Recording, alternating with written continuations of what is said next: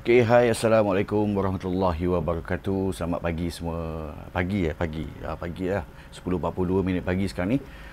Hari ni adalah hari yang dah beberapa hari saya tak upload video ke dalam YouTube channel saya sebab sibuk menguruskan kelas DIY video smartphone Pro 1.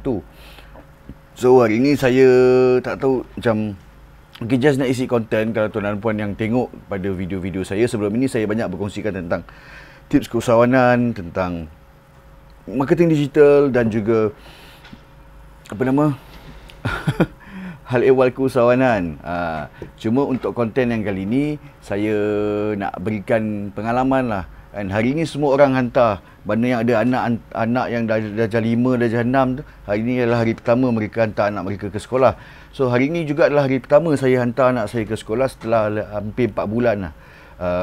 Dia berpoya-poya kat rumah kan, sebabkan PKP sampailah PKPP ni, dan diarahkan oleh Kementerian Pelajaran Malaysia, Kementerian Pendidikan. Hari ini adalah hari persekolahan yang pertama. So jadi 2 hari lepas saya dah pun pergi ke taklimat yang diadakan oleh cikgu sekolah, dihadiri oleh ibu bapa dan diberikan penerangan lah. Jadi saya nak kongsikan lah sikit tentang apa yang sekolah ni buat. Anak saya sekolah di Johor Bahru. Beliau Muhammad Iman ni dia darjah 5. Dia ketua kelas. Jadi besar tanggungjawab dia. Dan sebagai anak pertama ni risaulah, risau. Saya ada 3 orang anak dan dia adalah anak pertama yang bersekolah pada sesi selepas cuti PKP ni. Jadi taklimat tu dia beritahu antaranya beberapa aspek. Dia mungkin ini berbeza lah dengan sekolah-sekolah lain. Tapi still masih lagi menepati saranan KPM, Kementerian Pendidikan Malaysia, untuk menjaga penjagakan sosial dan sebagainya. Jadi ada beberapa poin kat sini yang saya nak kongsikan yang sekolah ini amalkan. So nombor satunya adalah dia kalau perhimpunan pagi memang tak ada.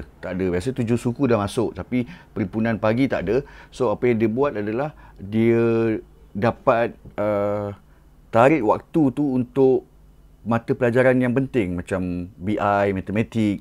So jadi mereka ni dapat belajar dengan lebih masa tambahan. Perhimpunan bagi tak ada, terus masuk kelas. Kemudiannya masuk dekat guard je, terus ada tembak untuk cek suhu tanpa tulis nama.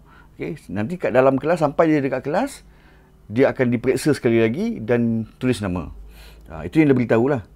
Kemudian daripada segi makan, kantin sekolah buka kan.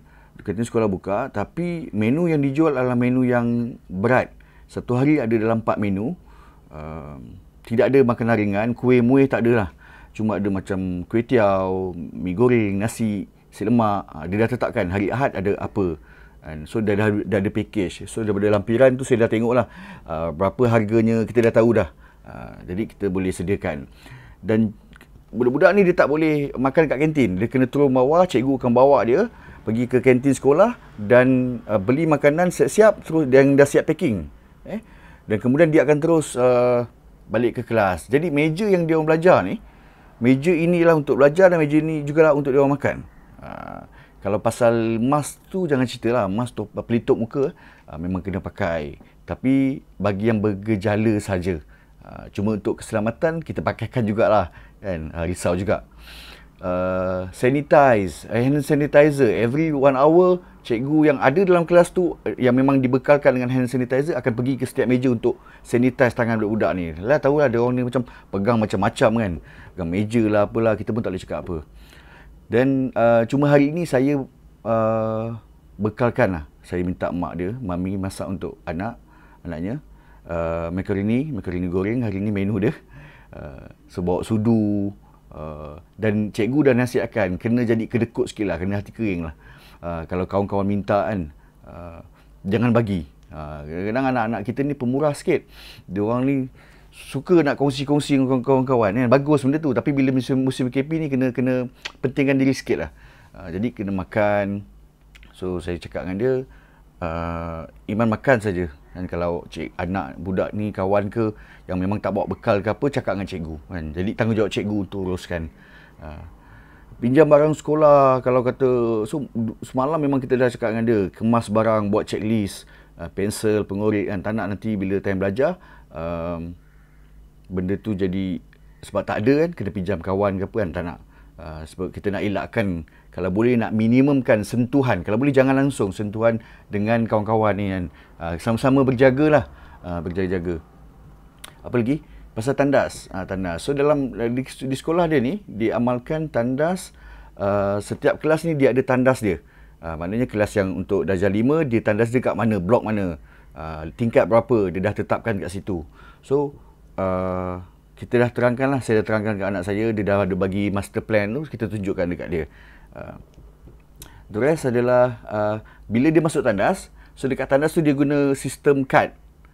Dekat depan tu, kalau macam kita masuk toilet kat shopping mall kan, toilet shopping mall, dia akan bila kita masuk saja, kita tutup, kat luar kita akan nampak warna merah, betul tak? So kita tahu bila warna merah, dalam ada orang. So jadi di sekolah ini diamalkan konsep seakan macam tu. Dia akan, bila dia ada, kalau kata bilik air tu ada 4, so dia tandakan 1, 2, 3, 4. So kat luar pun ada satu kad, dia tulis 1, 2, 3, 4, dan setiap kad akan ada warna merah dan hijau. So bila katalah anak saya masuk, pergi ke tandas nombor 1, dia akan tukar kad yang warna hijau kat luar ni, hijau ni masuk dia kosong. So dia akan tukar pada warna merah. Dia masuk tandas nombor 1. So bila kawan dia datang, tengok tandas nombor 1 ada orang. Dan bila anak saya habis, dia keluar saja, dia akan tukar balik kad tu kepada warna hijau. Jadi orang tahu, okey, tandas ni dah kosong, tandas nombor 1. So pada saya efektif juga, efektif. Anak saya risau, dia kata jangan tinggi sangat. Apa? Kan takut nanti dia susah nak tukar kad tu. Saya kata taklah, cikgu akan buat paras untuk budak sekolah. Itu tentang tandas, dan beberapa lokasi boleh katakan macam haram untuk dimasuki, tak boleh masuk, macam masjid, surau sekolah tak boleh masuk, dan kalau macam perpustakaan dan sebagainya, dia akan dipandu oleh guru lah, tak boleh suka-suka pergi. Dan kanak-kanak ni, budak-budak ni takkan dibenarkan untuk merayau kat sekolah, untuk main dan sebagainya. Basically datang sekolah memang untuk belajar saja, itu je. Lepas itu apa lagi tentang hari tu, masa seminar tu saya tanyalah tentang silibus dan sebagainya. Dan sebab apa, anak-anak kita ni selama 4 bulan ni dia tak belajar. Dia hanya dapat daripada online saja, dan bukan semua mata pelajaran akan diajar. Itu pun kadang-kadang menangis-nangis dia nak buat kerja sekolah tu, nak siapkan. Sampai sekarang pun tak siap lagi kerja sekolah dia. Jadi saya tanya pada cikgu macam mana dengan konsep pembelajaran untuk dihabiskan silibus tu kan, sebab 4 bulan banyak yang dah tertinggal. Of course cikgu dia nak kena habiskan silibus kan, untuk periksa nanti. Jadi takut nanti bila anak kita dah pergi sekolah ni, dia hentam betul-betul bagi kerja sekolah macam-macam kan, sebab nak habiskan silibus, dia akan percepatkan. So saya tanyalah benda tu. Jadi cikgu kata dia dah tukar konsep, walaupun balik awal selalu balik 12.50, balik 1.20 kan, sekarang dah balik 12.30. Jadi macam PJ, pendidikan jasmani, kurikulum dah tak ada. Jadi masa tu dipanjangkan. Dan saya tak diterangkan dengan lebih lanjut lah tentang macam mana cikgu tu nak habiskan. Tapi saya yakin cikgu-cikgu ni tahu macam mana dia nak buat untuk habiskan silibus, dan pastinya saya boleh jangkakan akan ada banyak lah kerja sekolah sebenarnya. Akan banyak sekolah. Macam di Johor ni berat sikit sebenarnya, sebab bukan apa, sebab kita ada sekolah agama, sekolah petang. Cuma sekarang ni belum masih lagi sekolah petang, sekolah agama. Pada 19 nanti baru start sekolah agama. Jadi kena susun jadual lah, susun jadual. Memang macam tu lah kan, belajar. Saya dah cakap dengan dia awal-awal. Dengan anak saya semua yang sekolah, saya dah bagi tahu awal memang akan sedikit berat sikit. So kena tambah lah macam tu. Apa pun kena berjaga-jaga. Jadi kepada tuan dan puan, anak-anak yang bersekolah, kena remind dia orang lah. Saya bekalkan sanitizer, botol kecil pada anak, sapu tangan. Kadang-kadang dia dah makan kan, dia comot. Jadi tak perlu pergi bilik air lah kan, pakai sapu tangan je. Sanitize tangan tu, pakai sapu tangan, sapu mulut tu. Takut kotor ke apa. Kemudian jangan pegang tangga semua, itu biasalah. Yang paling penting jangan bergurau dengan kawan. Budak-budak ni kadang-kadang dia leka tu lah kan, dia main sentuh je mana-mana. Itu jadi masalah tu. Dan bila Iman ni bagusnya dia cepat tangkap lah, dia dengar cakap saya. Yang macam adik dia ni macam blur sikit. Tapi adik ni naik pada 22 hari bulan. Yang ketiganya masih prasekolah, so dia akan naik 22 hari bulan. Dia sama dengan yang nombor 2. Dan macam tu lah. So kerisauan tu memang ada lah. So memang balik nanti kena mandi semua. Dan seboleh-bolehnya saya cubalah untuk pastikan mami dia masak sarapan, makan tengah hari dia. Kan, dia sarapan kat rumah, dia makan tengah hari. Sebab selalu dia datang sekolah, nanti dia akan makan dulu kat sekolah. Kan, sarapan, rumah dah makan, nanti dia makan lagi. Lepas tu tengah hari dia makan lagi. Dan balik sekolah, nanti dia pergi kedai kat depan sekolah tu. Kan, ada satu rumah tu jual air ke kan, Vitagen. Saya cakap dengan dia, kali ni tak boleh keluar. Kena duduk dalam kelas. Ataupun duduk di pondok jaga, kan, tunggu sampai papa sampai. Dia boleh nampak lah saya. So kerisauan ibu bapa lebih kepada macam kadang-kadang dia jaga-jaga, takut kawan-kawan dia pula.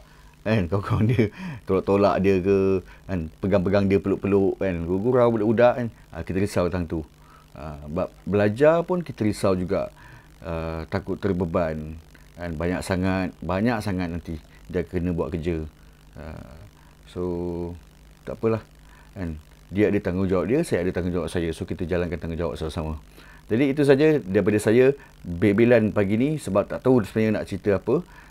Untuk memenuhi ruang konten YouTube channel saya, so jangan lupa untuk tekan butang subscribe serta ikon loceng di channel YouTube saya supaya dapat notifikasi video-video yang selanjutnya. Dan kalau tuan dan puan juga ada anak yang bersekolah, ceritakan sikit pengalaman di bahagian komen, dan macam mana pengalaman hari pertama persekolahan. Okey ke tak okey? Baik, itu saja. Assalamualaikum warahmatullahi wabarakatuh. Jumpa lagi. Bye-bye.